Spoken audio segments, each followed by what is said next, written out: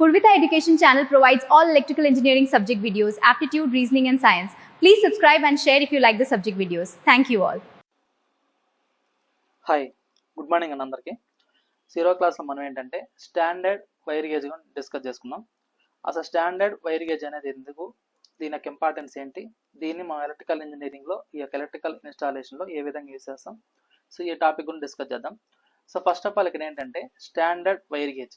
Standard wire gauge అంటే ఎందుకు అంటే, సో మనం ఏదైతే కండక్టర్ తీసుకుంటామో ఆ కండక్టర్ యొక్క డయామీటర్ని స్పెసిఫై చేసుకోవడానికి, సో మనం తీసుకునే ఎలక్ట్రికల్ వైర్స్ కానీ కండక్టర్స్ కానీ సో వాటి యొక్క డయామీటర్ స్పెసిఫై చేసేదానికి యూజ్ చేసే ఒక ఇండికేషన్ అన్నమాట ఈ స్టాండర్డ్ వైర్ గేజ్ అనేది. సో ఇక్కడ ఏంటంటే నాకు ఇది స్మాల్ సైజ్ ఉన్నాయనుకోండి, ఈ స్టాండర్డ్ వైర్ గేజ్ అనేది స్మాల్ ఉంటే ఏమవుతారంటే నాకు థిక్కర్ వైర్ అనేది తీసుకుంటాం.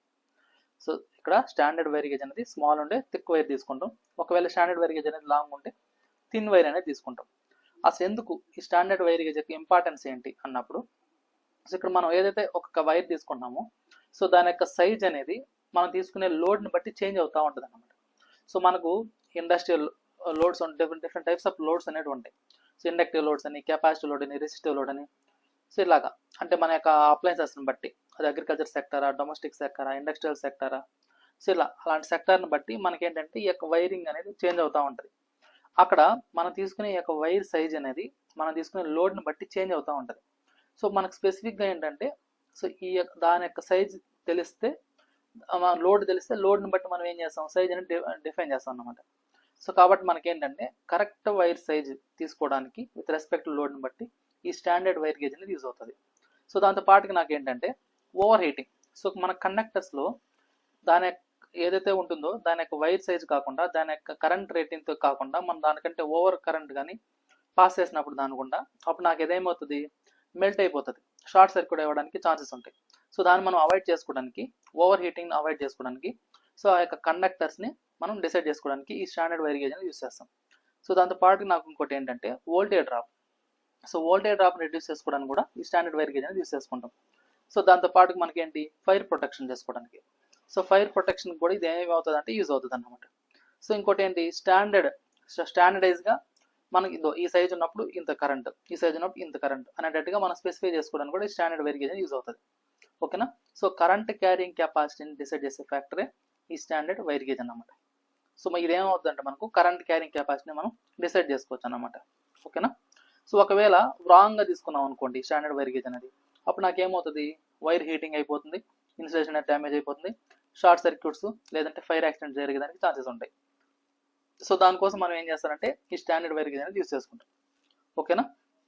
సో ఇక్కడ చూడండి, సో ఇది దాని యొక్క డయాగ్రామ్, ఇది స్టాండర్డ్ వైర్ గేజ్ అనేది. సో ఇక్కడ స్టాండర్డ్ వైర్ గేజ్ అంటే ఏంటంటే సో ఇది, సో దాని యొక్క డెఫినేషన్ ఇస్తాను.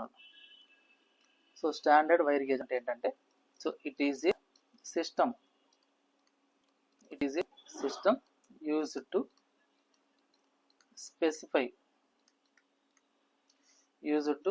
Specify the diameter. సో దీన్ని ఏమనొచ్చు అంటే మనం థిక్నెస్ అనొచ్చు, thickness of electrical wires and conductors. So standard wire gauge ఎందుకు అంటే it is used to specify the diameter or thickness of the electrical wires and conductors. So ఇక్కడ నాకేంటంటే దీని వాల్యూ, ఈ స్టాండర్డ్ వైర్ గేజ్ వాల్యూ స్మాలర్గా ఉంది అనుకోండి, ఈ యొక్క వాల్యూ స్మాలర్ నెంబర్ ఉంటే, సో ఎస్డబ్ల్యూజీ నెంబర్ స్మాల్గా ఉంటే ఇది ఎలా ఉంటుంది అంటే నాకు థిక్గా ఉంటుంది అన్నమాట. మనం తీసుకునే వైర్ ఎలా తీసుకుంటాం అంటే థిక్కర్ వైర్ అనేది తీసుకుంటాం. అదే దీని యొక్క వాల్యూ లార్జ్గా ఉందనుకోండి, సో ఎస్డబ్ల్యూజీ నెంబర్ అనేది లార్జ్గా ఉంటే ఇది ఏమవుతుంది, థిన్నర్ వైర్ అనేది తీసుకుంటాం. ఓకేనా. ఇది సో ఇక్కడ అబ్జర్వ్ చేయండి మీరు, దీన్ని బట్టి మీకు అర్థమవుతుంది. ఓకేనా. సో ఇక్కడ మనది ఈ యొక్క డయాగ్రామ్ మీరు అబ్జర్వ్ చేస్తే ఇక్కడ నాకు నెంబరింగ్ అనేది ఇచ్చాడు. సో ఆ నెంబరింగ్ని బట్టి ఏమైపోయింది, ఇక్కడ చేంజ్ అవుతా వచ్చింది అన్నమాట అది. ఓకేనా. సో నెంబరింగ్ని బట్టి సో ఇక్కడ నాకు ఒక సైజ్ని బట్టి ఇది మారుతూ ఉంటుంది అన్నమాట. సో ఇక్కడ చూడండి 0, 1, 2, 3 ఇట్లా. సో స్మాల్ సైజ్ తీసుకున్నప్పుడు ఏమైపోయిందంటే ఇది థిక్ వైర్కి తీసుకున్నాం. ఈ ఎక్సైజ్ చూడండి ఎట్లా ఉంది. ఓకేనా? సో ఆ విధంగా. సో దాన్ని బట్టి మనం ఏం చేస్తారంటే మనం తీసుకునే ఏదైనా వైండింగ్స్లో కానీ దీన్నే మనం స్టాండర్డ్ వైర్ గేజ్ అంటారు. సో ఇది వచ్చేసి కండక్టర్ సైజ్ అనమాట. ఓకేనా? ఈ నెంబరింగ్ని బట్టి మనకు అది చేంజ్ అవుతూ ఉంటుంది. ఈ యొక్క ఎస్డబ్ల్యూజీ నెంబర్ని బట్టి ఈ వాల్యూ లార్జ్గా ఉంటే థిన్గా తీసుకుంటాం, స్మాల్గా ఉంటే థిక్గా తీసుకుంటాం. ఓకే. సో దీనికి కొన్ని ఎగ్జాంపుల్స్ ఉన్నాయి. అంటే ఈ యొక్క స్టాండర్డ్ వైర్ గేజ్ని మనకు కొన్ని ఎగ్జాంపుల్, ఫర్ ఎగ్జాంపుల్ మనకు 7/20 అని ఇచ్చాడు అనుకున్నాం. ఈ యొక్క స్టాండర్డ్ వైర్ గేజ్ 7/20 అని ఇచ్చినప్పుడు ఇందులో 7 ఏమి ఇండికేట్ చేస్తారంటే మనం తీసుకునే స్టాండ్స్. సో ఎన్ని స్టాండ్స్ ఉన్నాయి, సింగిల్ స్టాండ్ ఉందా, డబుల్ స్టాండ్ ఉందా, 3 స్టాండ్స్ ఉన్నాయి అవి. అదేవిధంగా ఇక్కడ నాకు ఈ 20 అనేది ఏంటి అంటే సో మనం తీసుకునే స్టాండర్డ్ వైర్ గేజ్ యొక్క సైజు. సో ఒక్కొక్కటి వచ్చి ఎంత ఉంటుంది అంటే నాకు ఇక్కడ 20 ఉంటుంది అన్నమాట. సో 20. ఓకేనా? 20 అంటే ఇది. సో అలా ఉంటుంది. ఓకే. సో నెక్స్ట్ వచ్చేసి ఇక్కడ ఒకవేళ 1/18 ఉంది అనుకోండి. సో ఇలా ఉన్నప్పుడు ఏంటంటే దీన్ని ఏమంటాము, ఈ 1/18 అనే ఎస్డబ్ల్యూజీని ఇచ్చినప్పుడు సో ఇక్కడ మనం ఎలా తీసుకుంటామంటే ఇక్కడ సింగిల్ సాలిడ్ అన్నమాట. ఇది ఇక్కడ 1 అనేది ఏంటంటే సింగిల్ సాలిడ్. ఇక్కడ ఇంకోటి ఏంటంటే ఇక్కడ 18 అనేది ఏంటంటే మనం తీసుకునే వైర్. సో వైర్ యొక్క స్టాండర్డ్ వైర్ గేజ్ అన్నమాట. Solid wire of 18 standard wire gauge. So ఇక్కడ స్టార్టింగ్ లెఫ్ట్ సైడ్ ఉండేది ఏమి ఇండికేట్ చేస్తుంది అంటే మనం తీసుకునే స్టాండ్స్, రైట్ సైడ్ ఉండేది ఏమి ఇండికేట్ చేస్తుంది అంటే దాని యొక్క స్టాండర్డ్ వైర్ గేజ్ అనేది ఇండికేట్ చేస్తుంది. Okay.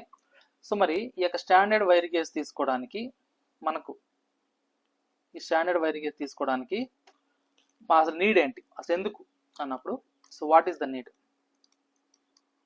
So why SWG is needed.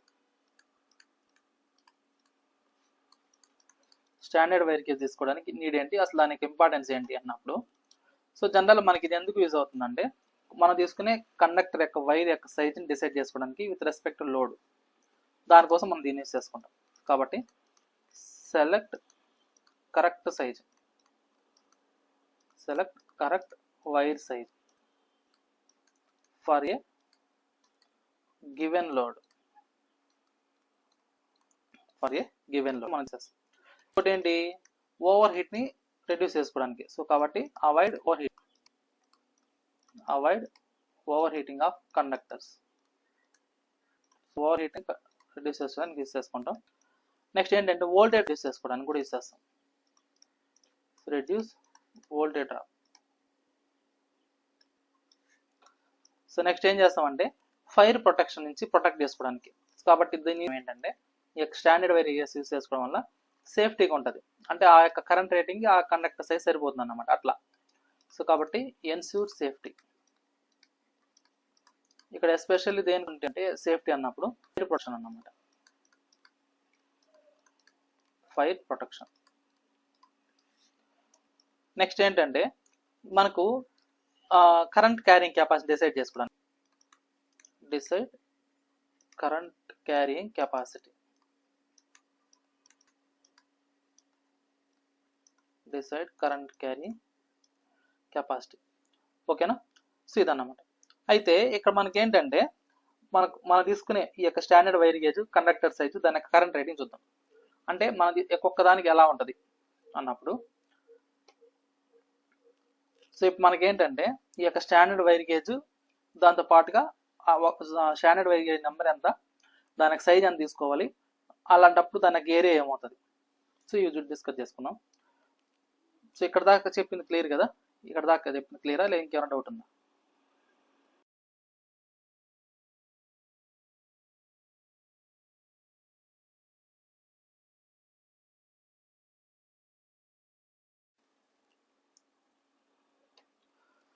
So ఇప్పుడు ఏంటంటే కరెంట్ క్యారింగ్ కెపాసిటీ చూద్దాం.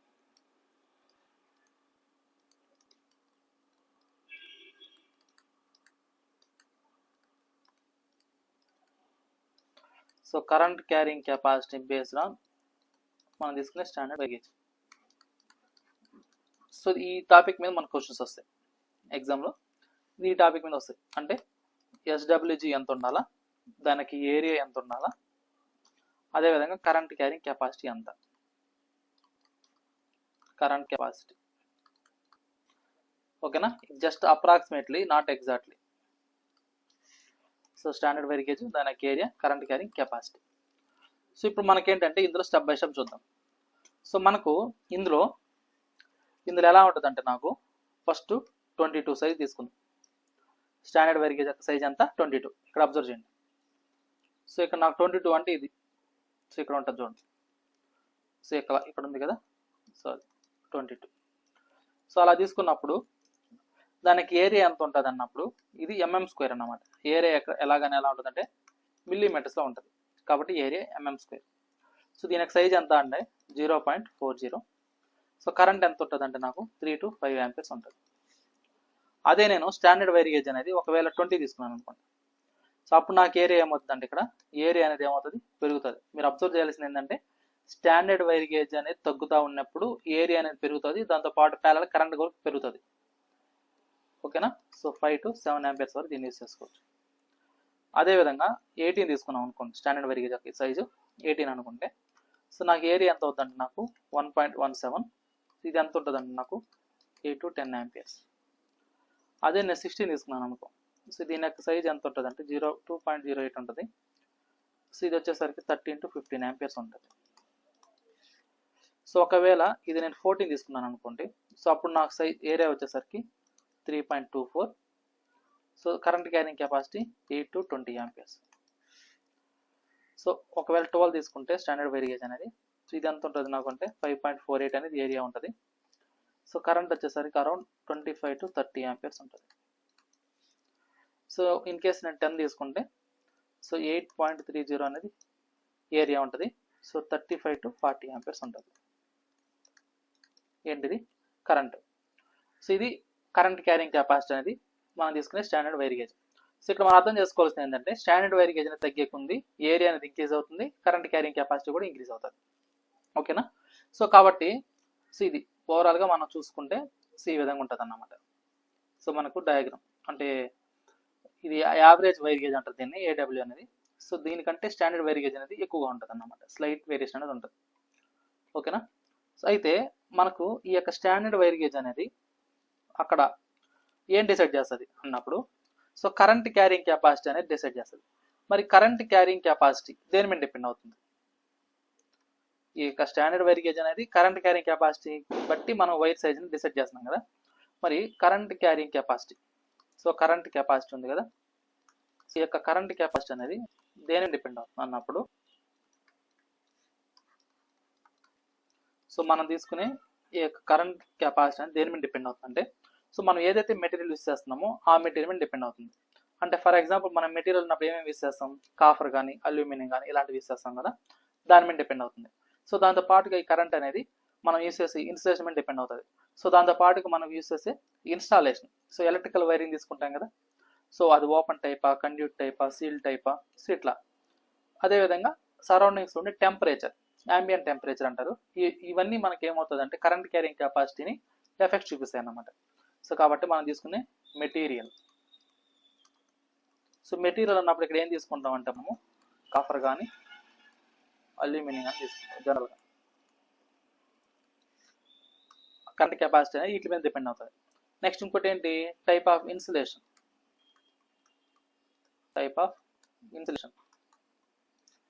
దీంతో పాటుగా మెథడ్ ఆఫ్ ఇన్స్టాలేషన్.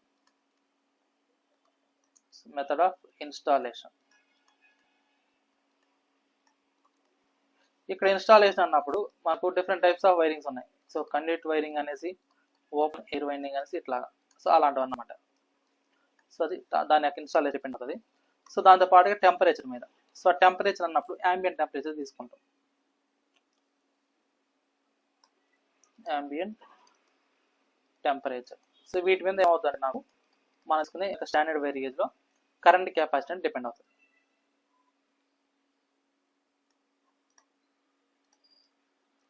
ఓకేనా, అయితే మనకేంటంటే ఈ యొక్క స్టాండర్డ్ వైర్ గేజ్ తీసుకున్నాం బాగానే ఉంది. మరి కండక్టర్ సైజ్ అనేది ఎలా తీసుకుంటాం అంటే, మనకు 2 types ఆఫ్ లోడ్స్ ఉన్నాయి, పవర్ లోడ్స్ అని, లైటింగ్ లోడ్స్ అనేవి ఉన్నాయి కదా.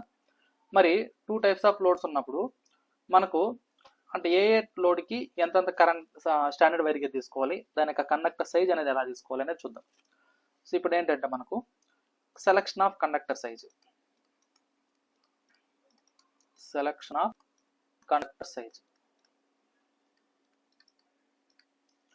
సో సెలెక్ట్ కండక్టర్ చేసుకుంటాం. సో అన్నప్పుడు సో ఇక్కడ జనరల్గా మనకి ఏంటంటే ఈ యొక్క కండక్టర్ సైజ్ అనేది దేని మీద డిపెండ్ అవుతుందంటే మనం తీసుకునే లోడ్ మీద డిపెండ్ అవుతుంది. సో మనకు 2 టైప్స్ ఆఫ్ లోడింగ్స్ ఉన్నాయి. అంటే ఒకటేమో లైటింగ్ లోడ్, దీని లైటింగ్ సర్క్యూట్ అన్నాం. సో అనదర్ వన్ ఏంటంటే నాకు power circuit.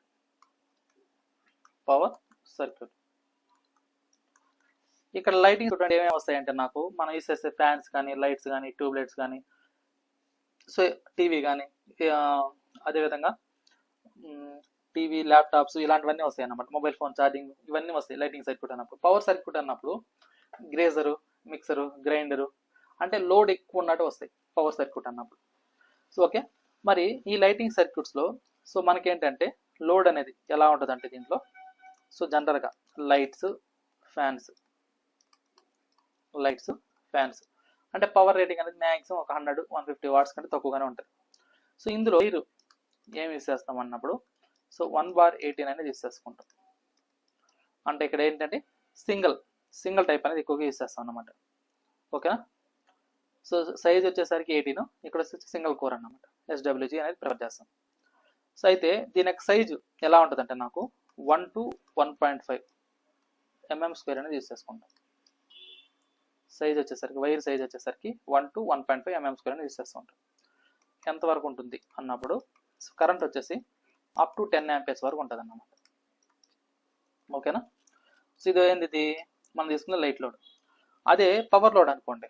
So power load ఎలా ఉంటుందంటే నాకు సో మనం తీసుకునే యూస్ చేసిన హీటర్ కావచ్చు, అదేవిధంగా గీజర్ కావచ్చు, అదేవిధంగా ఏసీ కానీ, సో ఇలాంటివన్నీ పవర్ సర్క్యూట్ కిందకు వస్తాయి. Heater, geyser, AC. సో మనం యూస్ చేసే వైరింగ్ అనేది ఎలా తీసుకుంటాం అంటే R1/12 ఈ యొక్క స్టాండర్డ్ వైర్ గేజ్ అనేది ప్రిఫర్ చేస్తాం. సో 1/14 కానీ 1/12 కానీ యూస్ చేసుకుంటాం. సో మరి దీంట్లో సైజ్ ఎలా ఉంటుంది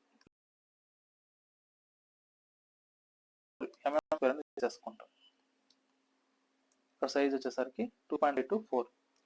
సో దీంట్లో సో అప్ టు ఎంత వరకు ఉంటుంది